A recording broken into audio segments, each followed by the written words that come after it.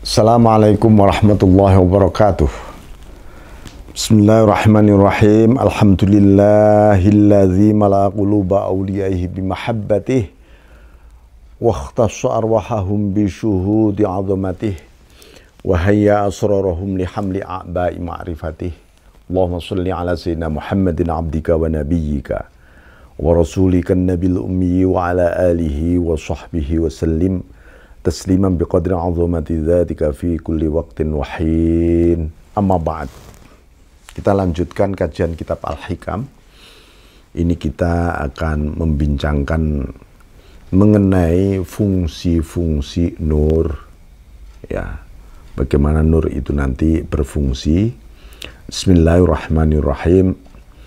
An-nuru lahul kashfu, ya. Wal basiratu lahal hukmu wal qalbu lahul iqbal wal idbar. Ya, karena kita minggu lalu kita membicarakan mengenai pasukan-pasukan cahaya.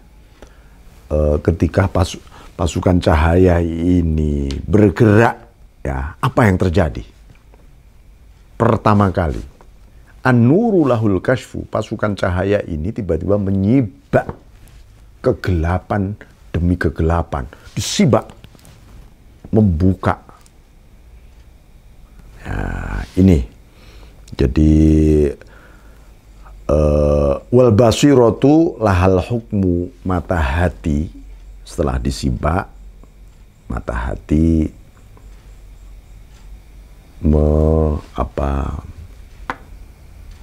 memberi keputusan untuk mengatakan ini baik, ini hak, ini batil, ini buruk. Itu mata hati. Nah, al-qalbu, soal qalbu lahul iqbal wal idbar. Hati ini tugasnya adalah membuat keputusan untuk menerima atau menolak. Di Quran banyak sekali istilah-istilah yang oleh Allah disebutkan mengenai hati. Ada yang hati yang begitu positif dan bagus, disebut qalbun salim, illa man atallaha biqalbin salim. Yang selamat ini adalah hati. Hati yang selamat itu yang bagaimana, ya? Hati yang selamat dari, ini puncak dari keselamatan hati, ya. Hati yang selamat dari segala hal selain Allah. Karena ini hati kita, qalbul mu'mini baitullah. Hati orang beriman ini rumah ilahi. Rumah Allah. Rumah Allah hati orang beriman itu. Maka kalau rumah Allah harus bersih, harus suci, harus terang, dan harus indah. Bersih dari hawa nafsu, suci dengan air ma'ul ghaib, air ilahiyah, ya. Kemudian tumbuhlah adab dan akhlak yang indah di dalam hati. Nah, ini berarti indah, ini rumah ilahi. Maka segala hal selain Allah tidak akan pernah masuk di situ, kecuali ya Allah saja hati kita. Aku ini darimu, bersamamu, ya, menuju kepadamu, dan hanya bagimu Allah. Ini proses datangnya hati yang salim, yang selamat, yang sedang sowan, hadir menuju kepada Allah. Maka hati harus tetap kembali kepada Allah kalau kita bersalah, berdosa. Dosanya apa? Ketika kita lalai, alpa dari zikrullah, dari mengingat Allah, dari mengembalikan segalanya kepada Allah. Kita seringkali mengembalikan sesuatu pada diri kita sendiri, atau mungkin mengembalikan sesuatu kepada orang lain, atau kepada situasi, cuaca. Ya. Betapa seringnya manusia mengembalikan semuanya ini kepada makhluk, bukan kepada Allah. Nah, ini disebut dalam Al-Quran, man khasyar rahman, siapa yang memiliki cinta dan takut, perpaduan cinta dan takut, Man khasyar rahman bil ghaibi, dalam hatinya. Nah, bil ghaibi itu dalam hatinya, dalam batinnya. Waja'a biqalbin munib, dan dia datang dengan hati yang kembali. Nah, jangan sampai hati kita itu menjadi waqulubu, seperti orang-orang kafir mengatakan waqulubuna ghulaf, hati kami tertutup Allah. Jangan, naudzubillah. Ada qaswatul qulub, hati yang keras. Ada lagi mautul qalbi, hati yang mati. Ada fi qulubihim marad, di hatinya penuh dengan penyakit hati. Bukan sakit hati loh ya, penyakit hati. Penyakit hati itu ya sifat-sifat buruk. Itu adalah virus. Sifat-sifat buruk itu virus masuk di dalam hati, akan menumbuhkan karakteristik hati yang buruk. Ya pasti itu menjadi tidak selamat. Naudzubillah min dzalik. Ya. Nah ini. Maka kalau hati kita qalbun salim, qalbun munib, dia akan terus menerima kebenaran dan nur itu melimpah. Jadi hati ini adalah cermin ilahi. Tugas kita membersihkan tadi. Bismillahirrahmanirrahim. Nah, tetapi ini menarik ya, tetapi ketika Anda sudah mulai bisa kembali kepada Allah Subhanahu wa taala, sudah mulai sadar, oh, jurusan hidupku ini adalah Engkau Allah. Mulai sadar begitu. Beliau mengingatkan, la tufrih kat ta'atu li annaha barazat minka wafrah biha li annaha barazat minallahi ilaik. Qul bi fadlillahi wa bi rahmatihi fa bidzalika falyafrahu wa khairu mimma yajma'un. Janganlah taatmu yang membuat kamu menjadi gembira, semangat, bahagia, bahwa taat itu muncul dari dirimu. Banyak loh orang itu merasa gembira, bahagia. Oh, aku bisa taat, aku bisa sholat tahajud, aku bisa sholat tasbih, aku bisa istiqomah, aku bisa zikir, aku bisa berpuasa, aku bisa bersedekah. Seneng banget. Seakan-akan mengatakan, oh itu tadi prestasiku. Ini diingatkan, hal yang demikian membuat kita i'timad bil a'mal nanti. Kita i'timad mengandalkan ya terhadap amal. Nah, ini bisa berbahaya. Tapi bagaimana? Wafrah biha. Kamu boleh bahagia, semangat dengan taat. Li'annaha barazat minallahi ilaika. Karena taat itu adalah sesuatu yang terekspresi dari Allah, munculnya dari Allah. Alhamdulillah, Engkau menakdirkan aku taat Allah. Alhamdulillah, Engkau pancari cahaya taat namanya. Nurut ta'ah kepadaku. Itu yang membuat kita semangat sebenarnya. Bukan karena bukan karena aku. Maka jadi hamba Allah itu tidak boleh egois. Egois maksudnya gimana? Ketika ibadah merasa itu akuku, itu anuku, itu disilang nanti. Bisa-bisa disilang nanti. Ya. Karena apa? Kalau sudah barazat minka, Anda sebut itu dari dirimu, nanti kita bisa bangga, fakhr, bisa takjub diri, bisa takabur, bisa riya. Ini seluruh gerakan orang-orang riya di dunia, orang-orang yang takabur di dunia, karena dia merasa mampu, termasuk merasa mampu beribadah, taat kepada Allah. Coba lihat style mereka. Padahal Dari mana mereka itu mendapatkan, menciptakan, memproduksi taat? Kapan? Nah, ya. Nih, bismillahirrahmanirrahim. Jadi, al-farhu, satu-satunya yang boleh kita itu bergembira itu di dunia ini adalah satu.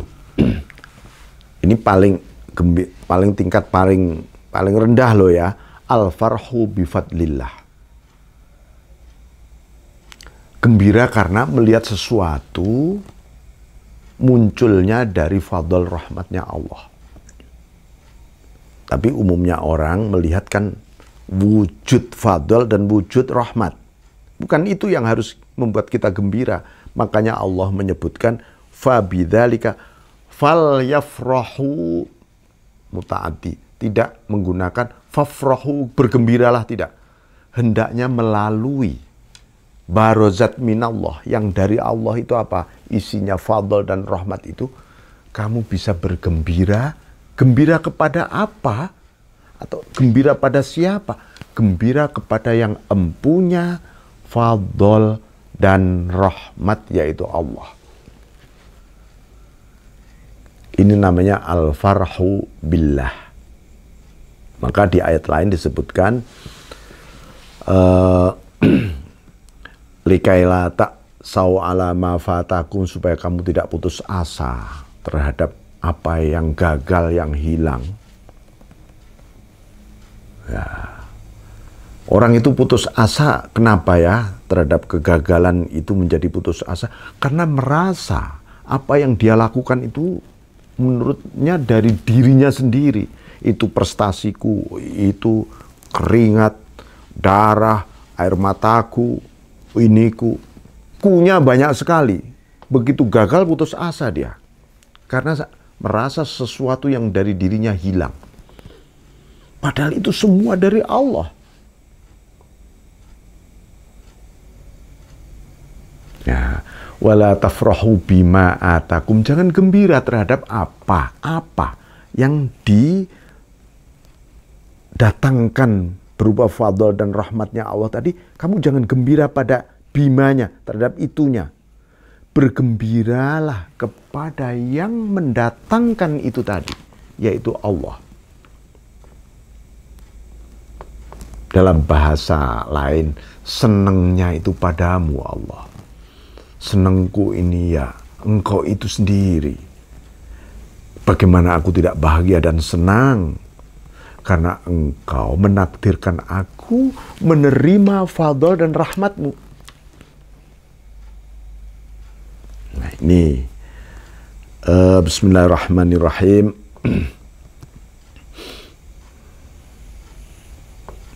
Jadi ini yang perlu kita tegaskan ya dalam perjalanan, supaya ketika nurnya Allah melimpah itu Anda tidak kemudian tercengang-cengang, terkagum-kagum,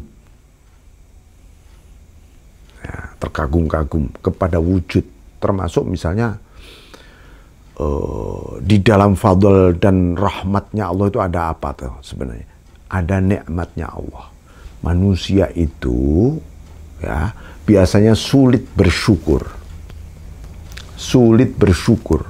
Karena bersyukur itu kan melahirkan rasa bahagia sebenarnya.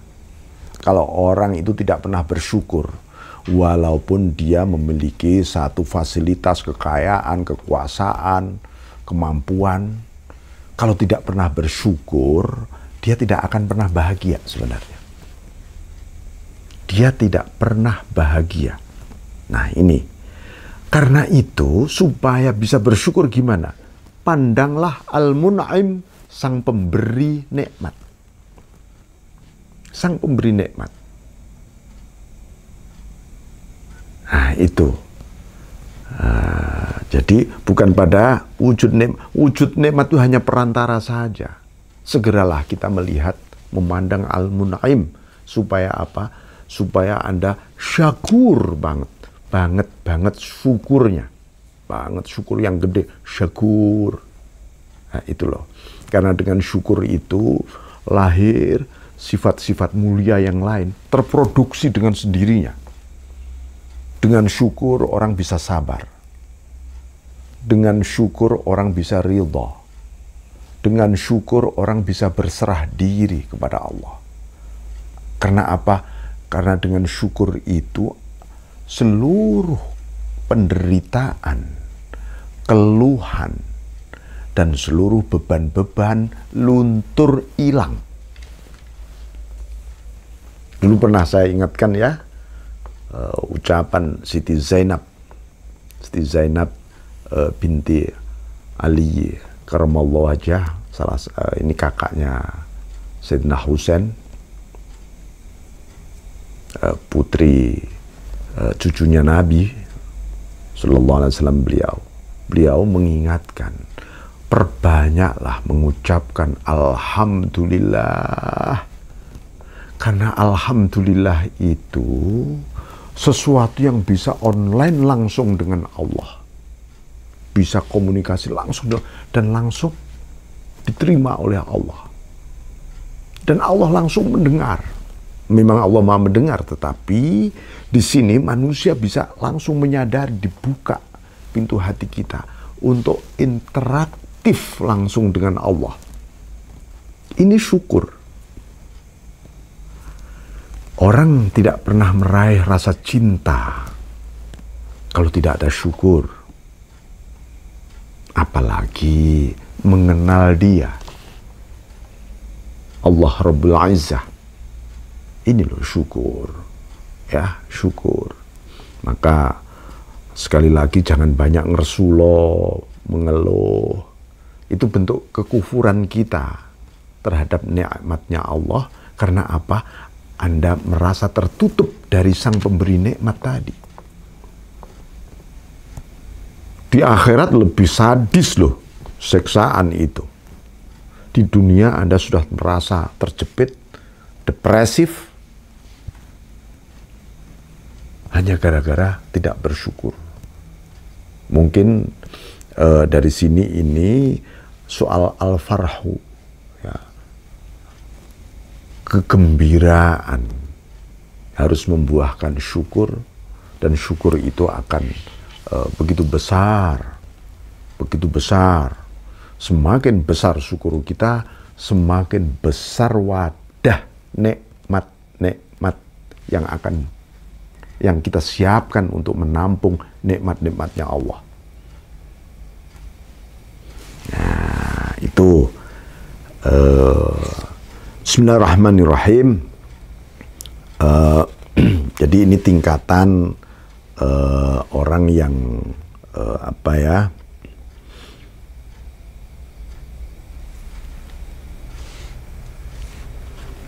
orang itu gembira karena satu, dia yang diharapkan adalah wujud nikmat, wujudnya nikmat. Itu ya sebenarnya kalau seseorang masih bisa mengembalikan bahwa wujud nikmat itu, ya Allah ini darimu, pasti masih bisa bersyukur. Kalau kita sering begitu, naikin derajat kita menuju kepada mengalirnya fadl dan rahmatnya Allah kepada Anda. Ya Allah, terima kasih. Ada fadl dan rahmatmu mengalir kepada aku darimu Allah. Tapi itu belum memuncak. Puncaknya Anda hanya gembira pada Allah itu sendiri. Allah itu sendiri. Ya, saya kira demikian saudara-saudara sekalian, para pemirsa. Saya mohon maaf. Wallahul muwaffiq ila aqwamit thoriq. Assalamualaikum warahmatullahi wabarakatuh.